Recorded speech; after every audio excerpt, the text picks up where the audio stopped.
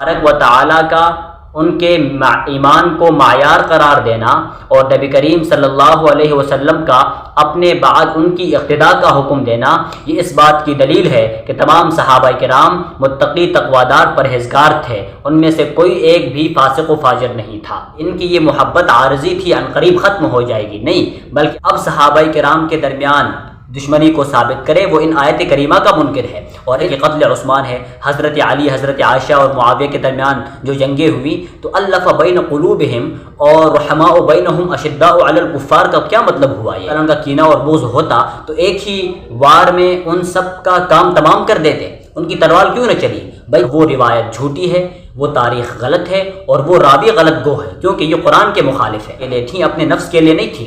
ان میں سے بعض حضرات کو غلط فہمی ہوئی، بعض بالکل حق پر تھے، اور جن سے جو غلطی ہوئی وہ اجتہادی تھی جو کہ شرعاً حرام نہیں ہے۔ نحمدہ ونصلی علی رسولہ الکریم، اما بعد فاعوذ باللہ من الشیطان الرجیم، بسم اللہ الرحمن الرحیم۔ سامعین محترم، اللہ تبارک و تعالی نے قرآن کریم میں پہلے پارے میں سورہ بقرہ کے اندر ارشاد فرمایا کہ آمنوا کما آمن الناس، تم لوگ ایسے ایمان لے آؤ جیسا کہ یہ صحابہ کرام ایمان لائے ہیں۔ تو اللہ تبارک و تعالی نے صحابہ کرام کے ایمان کو معیار قرار دیا ہے۔ اب آمنوا ایماناً کمثل ایمان الناس، تم لوگ ایسے ایمان لے آؤ جس طرح کہ یہ صحابہ کرام ایمان لائے ہیں۔ تو اللہ تبارک و تعالی نے صحابہ کرام کے ایمان کو معیار قرار دیا۔ اب اگر یہ حضرات صحابہ کرام فاسق و فاجر ہوتے تو اللہ تبارک و تعالی ان کے ایمان کو معیار قرار کیوں دیتے؟ اور نبی کریم صلی اللہ علیہ وسلم نے اپنے بعد اپنے صحابہ کی اقتداء کرنے کا حکم دیا، علیکم بسنتی و سنت خلفاء الراشدین المہدیین وعضوا علیہا بالنواجذ، کہ تم میرے بعد میرے صحابہ کرام کی پیروی کرو۔ تو اب اگر یہ لوگ، یہ حضرات صحابہ کرام فاسق و فاجر ہوتے تو نبی کریم صلی اللہ علیہ وسلم اپنے بعد ان کی اقتداء کرنے کا حکم کیوں دیتے؟ تو اللہ تبارک و تعالی کا ان کے ایمان کو معیار قرار دینا اور نبی کریم صلی اللہ علیہ وسلم کا اپنے بعد ان کی اقتداء کا حکم دینا، یہ اس بات کی دلیل ہے کہ تمام صحابہ کرام متقی تقوادار پرہیزگار تھے، ان میں سے کوئی ایک بھی فاسق و فاجر نہیں تھا۔ اور آگے اللہ تبارک و تعالی نے ارشاد فرمایا فَأَلَّفَ بَيْنَ قُلُوبِهِمْ، اس اللہ تبارک و تعالی نے ان حضرات صحابہ کرام کے دلوں میں محبت ڈال دی۔ اور یہ آیت بتاتی ہے کہ تمام صحابہ کرام آپس میں متفق تھے، ان کے دل ملے ہوئے تھے، ایک دوسرے کے دشمن نہ تھے۔ اور اللہ تبارک و تعالی نے یہ نہیں فرمایا کہ ان کی یہ محبت عارضی تھی، عنقریب ختم ہو جائے گی، نہیں بلکہ آگے اللہ نے فرمایا اشداء علی الکفار رحماء بینہم، یہ حضرات صحابہ کرام نبی کے جو ساتھی ہیں یہ کفار پر بڑے سخت ہیں اور آپس میں تو یہ بڑے رحم دل اور مہربان ہیں۔ تو جو آدمی اب صحابہ کرام کے درمیان دشمنی کو ثابت کرے وہ ان آیت کریمہ کا منکر ہے، اور ان آیت کریمہ کا نہیں بلکہ قرآن کی 200 سے زائد آیت کریمہ کا ان آیات کا منکر ہے جو صحابہ کرام کی شان میں بین دلیل ہیں۔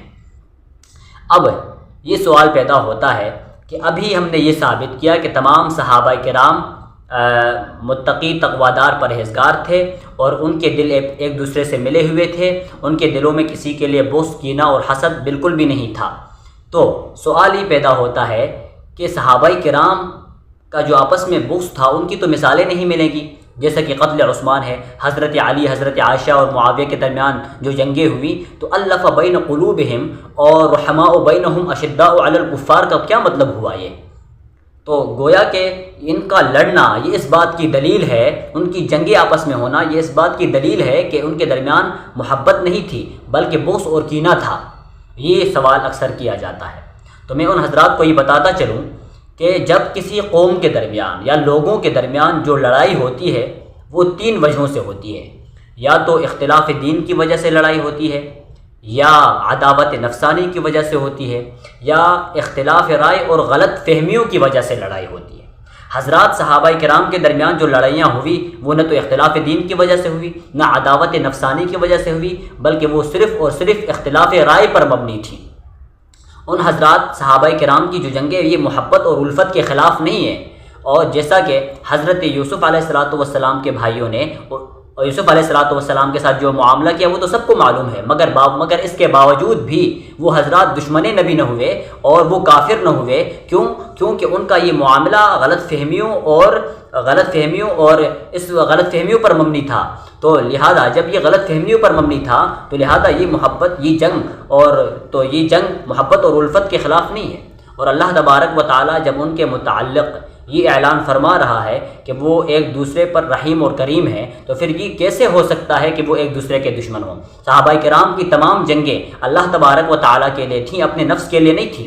ان میں سے بعض حضرات کو غلط فہمی ہوئی، بعض بالکل حق پر تھے، اور جن سے جو غلطی ہوئی وہ اجتہادی تھی جو کہ شرعاً حرام نہیں ہے۔ اس کا کھلم کھلا ثبوت یہ ہے کہ حضرت امیر المومنین حضرت علی رضی اللہ تعالی عنہ نے جب حضرت عائشہ رضی اللہ تعالی عنہ کو جنگ جمل میں شکست دی اور جس اونٹنی پر وہ سوار تھی وہ گرا دیا گیا، تو آپ نے ان کو گرفتار نہیں کیا، بلکہ بڑے ادب اور احترام کے ساتھ اپنی والدہ محترمہ کا سا ادب فرماتے ہوئے ان کو واپس روانہ فرما دیا، اور نہ ان کے کسی مال پر قبضہ کیا، نہ ان کے کسی سپاہی پر سختی کی۔